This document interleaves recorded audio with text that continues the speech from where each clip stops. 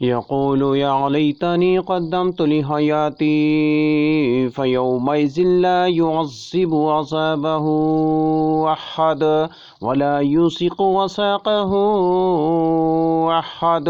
يا أيتها النفس المطمئنة ارجعي إلى ربك راضية مرضية فادخلی فی عبادی وادخلی جناتی۔ سورۃ الفجر آیات 24 تا 30۔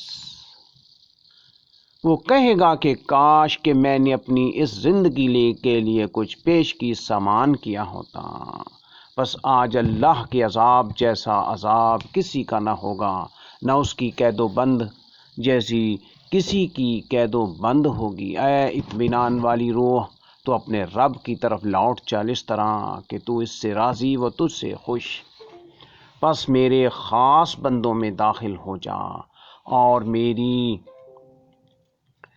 جنت میں چلی جا۔